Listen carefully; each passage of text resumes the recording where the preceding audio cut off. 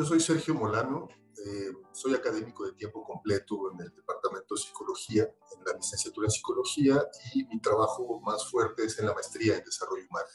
En esta ocasión quiero platicar contigo sobre una investigación que he estado realizando en los últimos años, particularmente con más fuerza los últimos 2 años. El origen de esta investigación tiene que ver con la relación que tenemos en una universidad, con una institución de la sociedad civil, particularmente de Ciudad Juárez. El Centro Familiar para la Integración y Crecimiento es una organización que se encuentra en Ciudad Juárez, precisamente. Cuando nosotros llegamos a Ciudad Juárez, pues nos topamos con un mundo que para nadie es extraño. Por un lado tenemos todo lo que nos informan los medios, lo que nos informa sobre el ejército, la policía, las muertas de Juárez, los suicidios, las extorsiones y todo eso, como ciudad fronteriza, además, el paso del otro lado y todo esto. Pero poco nos dicen sobre la gente, poco nos dicen sobre lo que sucede con las personas. Esta institución realizaba un trabajo importante en la reconstrucción del tejido social en Ciudad Juárez. A partir de eso se tomó la decisión de realizar una investigación que busca sistematizar las experiencias, digamos, las buenas prácticas en la reconstrucción del tejido social, particularmente en una organización civil en este contexto de violencia. Esta investigación ha estado a cargo de la doctora Celia Mancillas, y precisamente acaba de salir un libro como resultado de esa investigación. Uno de los ejes que tiene que ver con esta idea de reconstrucción del tejido social tiene que ver con el suicidio y con el sentido de vida. Nosotros pensamos que el suicidio tiene que ver con alguien que se puso una pistola en la cabeza y se disparó y punto. La verdad es que el fenómeno suicida tiene una amplitud mucho mayor, que por supuesto culmina con la muerte de una persona por su propia mano. Si nosotros vemos los datos de muchos países, el suicidio está considerado como una muerte violenta. El suicidio tiene un proceso mucho más amplio desde antes, que tiene que ver, por ejemplo, desde el cuestionamiento, ciertas ideas suicidas sobre a lo mejor el mundo estaría mejor si yo no existiera, o si me muero a lo mejor puedo resolver este problema. Es decir, desde ideas suicidas que, por ejemplo, en la investigación que ahorita les voy a platicar, hay personas que tienen más de 15 años con estas ideaciones suicidas constantemente.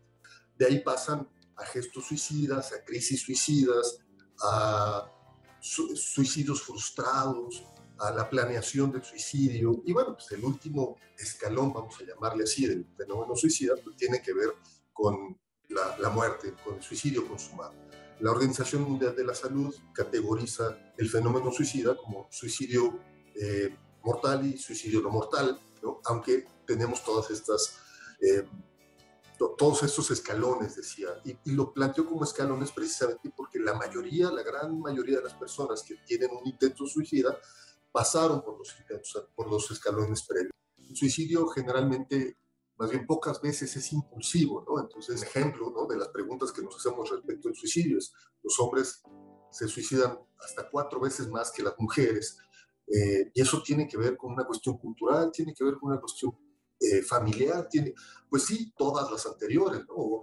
Hay países donde la tasa de suicidios es más elevada. En México, cada estado tiene tasas de suicidio diferenciadas, ¿no? Chihuahua, en este caso, la investigación está centrada, pues, es de las tasas más elevadas. Podríamos preguntarnos qué tan válido es el suicidio en nuestra cultura y compararlo con qué tan válido es el suicidio en otras culturas.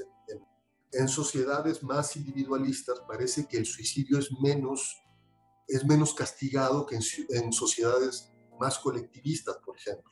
En estas sociedades más colectivistas es mucho más factible que las personas vayan a buscar ayuda con otras personas que en las sociedades individuales. Entonces tiene que ver con una cuestión social.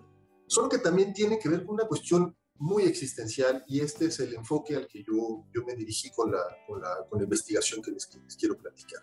Cuando me acerqué a las personas a preguntarles sobre el suicidio, bueno, las historias pues son tremendas, ¿no? Al fin y al cabo, la pregunta que yo me hacía es: hay una parte que te mueve a suicidarte, pero hay otra parte que hace que no te suicides. ¿Cómo le has hecho para vivir durante 15 años pensando en el suicidio? ¿O qué ha pasado en tu vida como para que hayas intentado suicidarte un par de veces y sigues aquí vivo, sigues aquí viva? Que en términos de investigación tiene que ver con los elementos existenciales que están presentes viviendo en en las personas que han experimentado conductas suicidas, particularmente en un contexto de violencia, porque, perdón, hago un paréntesis, parece ser que la violencia es de los factores que están mucho más relacionados con el suicidio. Uno de los elementos que nos explica un tanto la conducta suicida tiene que ver con la violencia intrafamiliar y el abuso sexual, especialmente en los primeros años de vida. Nosotros estábamos haciendo esta investigación en un contexto como el que platico, Ciudad Juárez, ¿no? Decía violencia familiar, violencia intrafamiliar, violencia de género, violencia estructural, ¿no? Lo que se vive en Ciudad Juárez. Hay narraciones sobre, pues llegaron a pedirle derecho de piso, no lo mataron, pero casi, y este cuate desde entonces ha pensado en suicidarse. Toda esta violencia estructural que a un nivel macrosocial tiene un impacto en lo íntimo y en lo personal, ¿no? Eso es lo que vamos viendo en estas narraciones. Hay una teoría interpersonal que tiene mucho que ver con lo que yo estaba estudiando. Esta teoría interpersonal plantea 3 elementos básicamente para comprender el fenómeno del suicidio. La primera es esta frustración existencial, cuando la vida nos pesa, cuando no tenemos las herramientas para responder a las exigencias de la vida en general, nuestras demandas familiares, laborales, sociales, personales, todo eso. A lo mejor yo salgo a caminar y me topo con mucha gente, pero sigo sintiéndome solo. Y esto implica una sensación de abandono por el mundo. Es decir, yo voy caminando solo por mi vida sin que nadie tenga relación conmigo, a pesar de que vaya a trabajar, a pesar de que vaya a la escuela. Y un tercer elemento es la disponibilidad para suicidarse. Por poner un ejemplo en esta disponibilidad, a lo mejor yo tengo intenciones de suicidarme y voy a la farmacia y puedo comprar medicamentos controlados. Y eso es una disponibilidad. O qué tanto acceso tengo a tener un arma, por ejemplo, ¿no? Esa es una disponibilidad a la conducta suicida.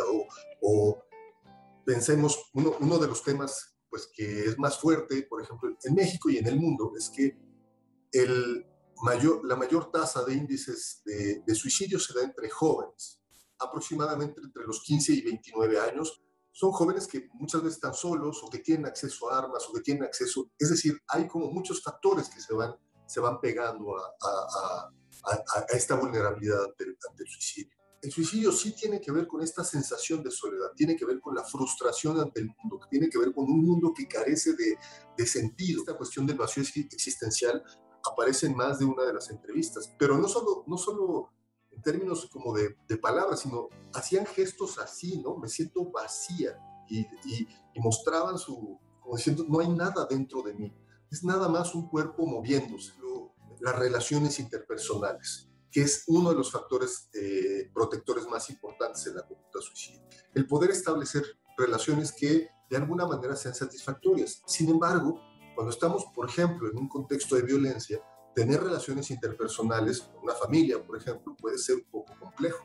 Cuando las personas empiezan a recuperar, a reconocer más que a recuperar, a reconocer algunos elementos que tienen cierto valor para sí y que generalmente estos elementos de valoración no son cosas, sino personas, empieza a tener un poco más de sentido un poco la vida. Hay un testimonio que dice, bueno, yo no me voy a suicidar porque no voy a dejar sola a mi hija, ¿no? Y entonces no puedo abandonar a mi hija.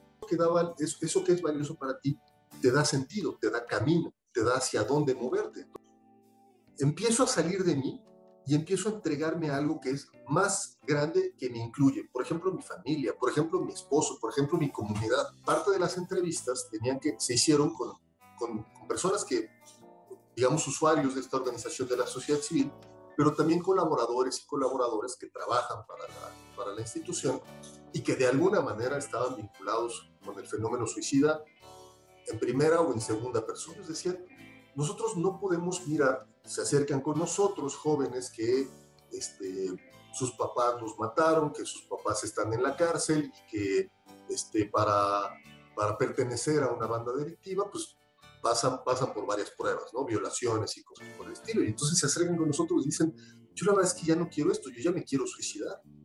No podemos permanecer como si nada estuviera sucediendo.